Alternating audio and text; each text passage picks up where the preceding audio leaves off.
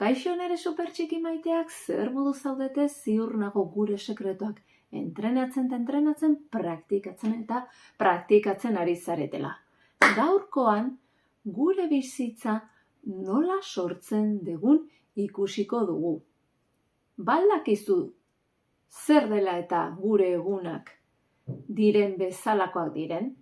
Zure errealitatea zergatik den ala edo zerk sortzen duen? Nirekin gelditzen bazara, jakingo dezu eta oso sekretu ederra da. Aurrera supertxikiak!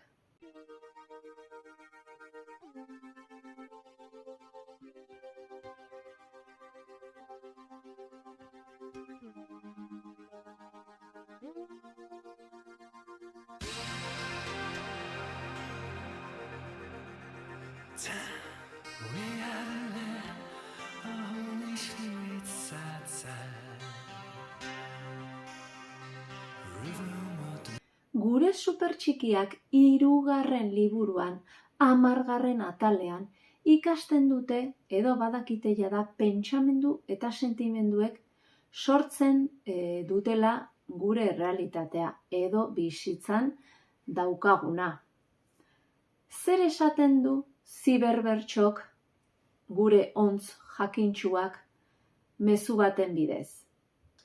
Iraganak sortzen du gaur egun dugun bizitza. Hau da, iraganeko ideien eraginez daukagu gaur egun dugun emaitza. Demagunzu gaur egun itxulapikoan, txerritxoan, 300 euro dituzula. Nola lortu duzu? Iraganean ostiralero agian 2 euroko txampona sartuz. Berdina da, adibidez, gaur egun matematiketan txarra zehala pentsatzen baduzu. Aurreko iraganeko egunetan hala pentsatu duzulako. Orduan emaitza zer da? Matematiketan txarra naizela. Lege edo sekretu hau kontutan hartzen baduzu, ziur nago, askoz adiago egongo zarela gaur eta orain zer pentsatzen duzun jakinda etorkizunean hori izango duzula. Konzentratu zaite zure etorkizunean. Ahaztu zaite gaur nor zaren. Eta animatuko nizuke lehenoko adibidean esan dudan bezala, adibidez matematiketan txarra zela pentsatzen baduzu, hemendik aurrera pentsatuko duzu eta irudikatuko duzu esfortzuaren bidez matematiketan asko betuko duzula. Itxi ditzakezu begiak eta irudikatu zure irakasleak nota ematen dizunean eta ikusten duzunean oso nota altua dela, zoriondu egiten zaitula, aldamenean zure lagunek ere zoriontzen zaituzte oso pozik daudela eta etxean ere nola posten diren eta nola baloratu duten zure esfortzua.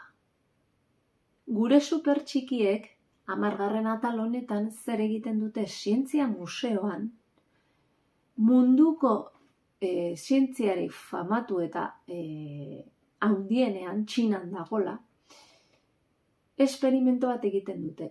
3 dimentsiotako ametsa eraikitzen dute. Horra adibidez Mariak sortzen du errealitate virtual bat, non bera suhiltzaile bezala, sutan dagoen eraikin batetik nola ateratzen duen jendea eta nola laguntzen duen. Edo gure Luar, aktore ederra izan nahi duenez, irudikatzen du Donostiko zinemaldian nola pasatzen den alfombra gorritik sari bat jaso izan balu bezala eta harro bere lanaz. Beraz, egunero izan kontziente zertan pentsatzen ari zean, biharko emaitza hor dezulako. Beraz, animatu zaite konpartitzea hemen behan zure pentsamendu bikain bat. Etorkizunean izan nahi duzun hori eta nola irudikatuko dezun. Oso gustore irakurriko ditut eta denon artean sekretu hau entrenatuko dugu. Ze iruditzen? Animatuko zea? Seguro baietz. Aurrera supertxekiak! Let the children speak.